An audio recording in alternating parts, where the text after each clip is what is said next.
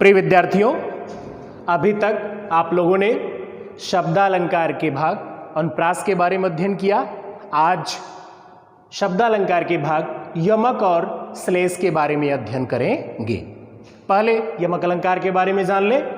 यमक शब्द का शाब्दिक अर्थ होता है दो, अर्थात जहां पर एक ही शब्द दो बार आए, जहां पर एक ही शब्द दो बार आए लेकिन दोनों के अर्थ अलग अलग हों, वहां पर यमक अलंकार होता है।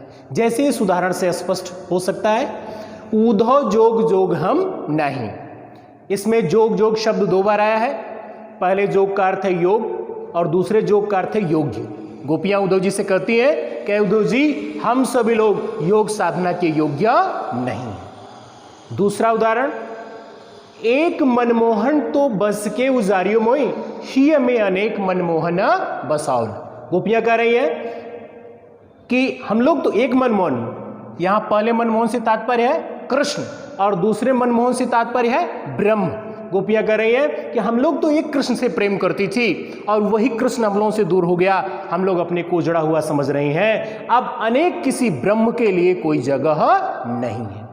तो आप लोग ध्यान दीजिएगा, जैसे ऊंचे घोर मंदिर के अंदर रहने वाली, ऊंचे घोर मंदिर के अंदर रहती, इस सीता माता के लिए कहा गया है कि बड़ी बड़ी ऊंचे घोर मंदिर के अंदर दो बार आया है कि सीता माता बड़ी बड़ी अट्टालिकाओं के बीच में रहा करती थी। आज ऊंचे घोर मंदिर के अंदर, इसका तात्पर्य है कि बड़ी बड़ी गुफाओं में रह रही हैं। तो ऊंचे घोर मंदिर के अंदर दो बार आया है।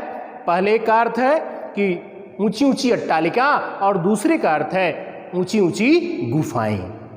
तो इस चीज को आप ध्यान दीजिएगा कि यमक शब्द का शाब्दिक अर्थ होता है दो, अर्थात जहां पर एक ही शब्द दो बार आए लेकिन दोनों के अर्थ अलग अलग हों, वहां पर यमक अलंकार होता है। श्लेष शब्द का शाब्दिक अर्थ ही होता है चिपका हुआ, अर्थात चिपका हुआ, अर्थात एक दूसरे से चिपके हुए, मिले हुए कई अर्थ निकले। शब्द तो एक ही बार आए लेकिन अर्थ एक से अधिक हो। शब्द तो एक ही बार आए लेकिन अर्थ एक से अधिक हो। जैसे अजो तरौना ही रहो, श्रुति सेवतिक रंग, नाक बास वेसर लिहो, बस मुक्तन के संग। इसमें इसका अर्थ दो है। पहला आभूषण के संदर्भ में, दूसरा मनुष्य के संदर्भ में। आभूषण के संदर्भ में क्या है? तरौना एक आभूषण है और एक तरौना उद्धार होना, तरना। श्रुति कान है और श्रुति से तात्पर्य वेद से है, स्मृतियों से है। नाकबास, नाक में निवास करने वाला, नाक में पहने जाने वाला आभूषण वेशर है और नाकबास स्वर्ग को भी कहते हैं। मुक्तन से तात्पर्य है मोती से और मुक्त पुरुषों से।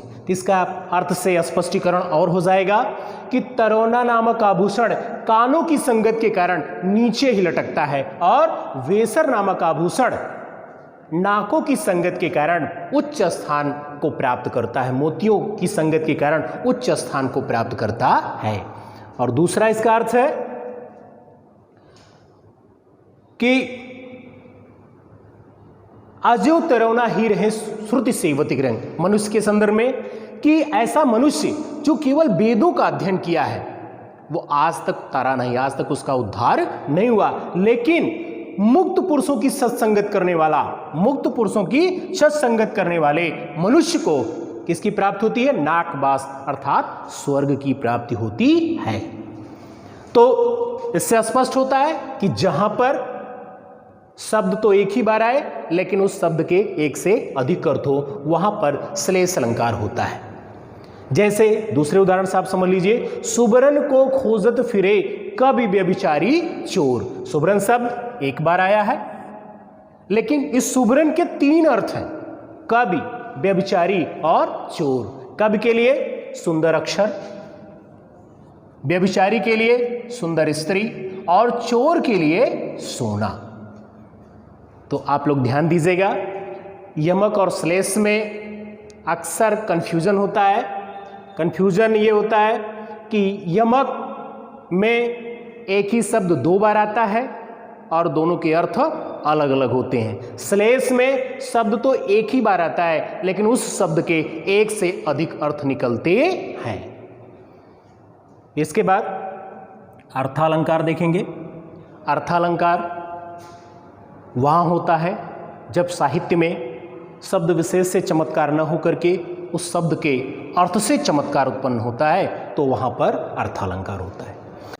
तो अर्थालंकार में देखेंगे, अर्थालंकार मुख्य रूप से जो इंटरमीडिएट कोर्स में है, उपमा, रूपक, उत्प्रेक्षा, भ्रांतिमान, संदेह। पहले हम अर्थालंकार के भाग के बारे में जानेंगे कि अर्थालंकार को समझने के लिए उसके 4 भाग को जानना जरूरी है, जिससे मिलकर के अर्थालंकार का निर्माण होता है। इसमें उपमेय है, उपमान है, साधारण धर्म है, वाचक है। और इसको एक उदाहरण के माध्यम से समझा जा सकता है कि उसका मुख चंद्रमा के समान सुंदर है। तो इसमें उपमेय किसकी उपमा दी जा रही है? उसका मुख। किससे दिया जा रहा है? चंद्रमा से। और साधारण धर्म गुण होता है, सुंदरता है, जिसकी उपमा दी जा रही है। वाचक शब्द है, सम है, सरिस है, समान, ये सब वाचक शब्द के अंतर्गत आते हैं। तो उपमेय, उपमान, साधारण धर्म और वाचक, इन चारों को मिलकर ही, इन चारों को मिलाकर ही अर्थालंकार का निर्माण होता है। अब अर्थालंकार में आगे वीडियो में आप सभी लोग उपमा, रूपक, उत्प्रेक्षा, भ्रांतिमान और संदेह के बारे में जानेंगे। धन्यवाद।